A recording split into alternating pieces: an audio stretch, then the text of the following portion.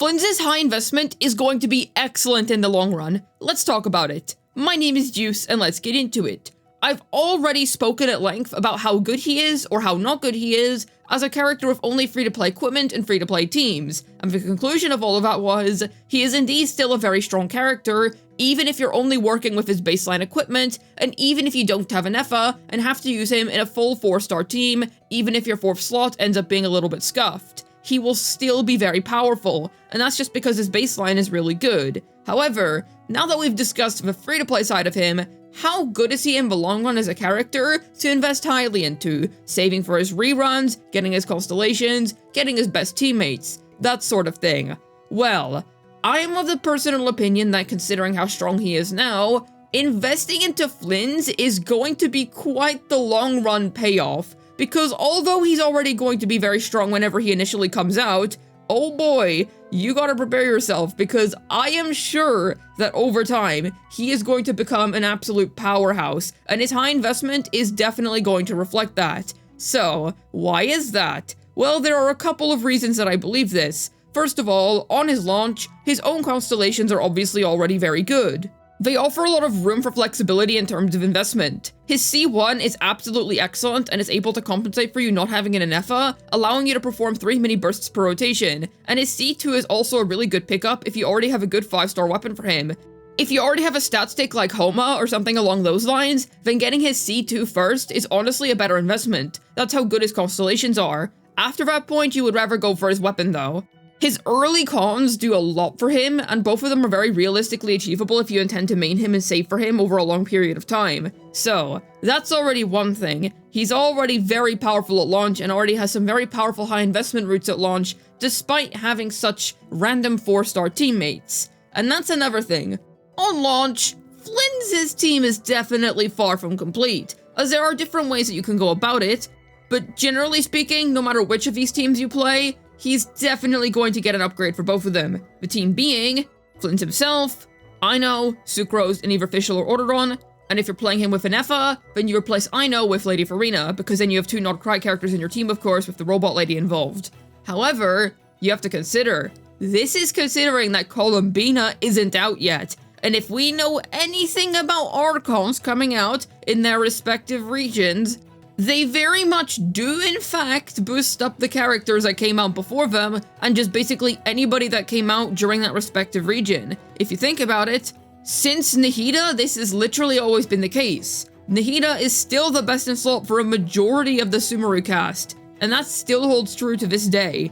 Lady Farina is good for basically everyone, but there are some HP loss based mechanics characters in Fontaine that can stack up her fanfare very quickly. And then with Moika, we know that she ended up being the best power applicator and the best sub-DPS for basically every Notlon DPS. She became a core integral player in basically all of their teams. So, with that in mind, I believe that Columbina is definitely going to shake up Not Cry teams in one way or another. And you could argue that what if she ends up being a DPS? I mean, we've already seen that timeline. Moika ended up being a DPS. I don't think they do 2 DPS Archons in a row. I mean, maybe they would. Possibly. That could also be a thing. But even if they did, consider that Moika still ended up with supportive capabilities. I would have liked more supportive capabilities in Moika's kit myself, but even so, the option still remained. So no matter what, they are definitely going to make sure that Columbina ends up being best in slot for Not Cry characters, one way or another. So when you consider how broken the past 2 Archons have been, like they have been absolutely meta-breaking, meta-defining, and are basically not going to be dethroned for the foreseeable future, you can only imagine how Columbina is going to seriously drag up the performance of every Not Cry character. So then you consider how strong Flins is, and you consider how bad Ino is as a character, and he's able to achieve this really solid performance on Ino, and if not Ino, then Lady Farina, and might I remind you that her burst is doing basically nothing for him, because her damage bonus percent buffing doesn't buff his transformative lunar reactions. So no matter what the situation is, his Hydro teammate is gimped. He doesn't have a really good Hydro teammate at his disposal at the minute that can really take full advantage of lunar reactions and his specific kit. I believe that's going to be the case though whenever Columbina drops, Now granted, our dearest Hydro Archon is indeed very nice in his teams, and it's really cool how if you're using her, Sucrose, and Anefa in one team, because Anefa provides you with shields, and Farina's always going to be draining down your HP to 50%, you're still going to have survivability from Anefa's shields, and you can abuse Staff of Homeless passive on Flins, because you're always going to be at 50% HP, and I think that is a really cool little thing. So she does have benefits to using her, and I know isn't all bad because her C1 and C6 are good for Flins, and it's very likely that you're going to run into that C1 whenever you pull for Flins, because you might run into at least one copy of the new 4-star whenever you're pulling for the 5-star. Obviously, that's not guaranteed, getting the new 4-star isn't a guaranteed thing, but at least getting C1 is something that's likely for a lot of people. But regardless of how decent these teammates are for him, that only really feeds into my point more if you think about it. These teammates do so little for his own specific kit, and yet, there are still ways in which they are honestly pretty good for Flins. Just imagine what's gonna happen whenever a teammate comes out that's more tailored to Flins himself. And I'm pretty convinced that Columbine is going to be Hydro, because they're releasing plenty of Not Cry characters that want Hydro supports. Lauma the Dendro character, Flins the Electro-charged character. You get the idea. So I think it's pretty likely that he's going to see an insane increase in his team performance whenever that Archon drops. And also, adding on to that, consider this. I've been yapping thus far if you only pulled that Archon at C0R0. Imagine what's gonna happen whenever you get even one of those constellations. Now that's just talking super early because we know nothing about what Columbina's gonna do, but if we have anything to say about past Archons, the constellations are always really strong, especially during the relevancy time period. So, if you're planning to invest high into Columbina, I can only imagine how nuts that's going to be for Flins. And imagine that combination, dude. Flins of C1R1, maybe C2R1 if you decide to push it, and then Columbina with C1 or C2 or something along those lines. The high investment is going to go nuts, and I don't even want to know how gnarly his damage is going to be. I mean, I do. I am very curious, to be honest. I think he's going to be absolutely broken whenever that rolls around.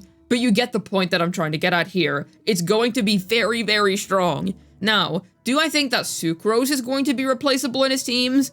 To be honest, I think that Sucrose is probably going to remain as a constant for the time being. There's just no other character that's really able to do her specific job in Flynn's teams as well. It would be nice if we did eventually get a replacement for her down the line. I wouldn't put it past Hoyoverse, and it would be very cool, because this is a cool thing. She's a very old character, and that does leave the window open for Flint's to get even more awesome broken supports. I just see a vision in which Hoyoverse could give this guy some really broken premium team, and the reason why I'm really curious about it, and why I have so much faith in it in particular, is because his baseline team, his free-to-play, cheap, absolutely no premium gear team, is still looking to be pretty good, to be honest, which makes me wonder, oh my goodness, what's going to happen whenever he gets his full complete team? Because let me tell you this, Flynn's on launch, you are investing in the long run, because he's not exactly complete yet. They are definitely going to continue releasing good characters for him, I imagine.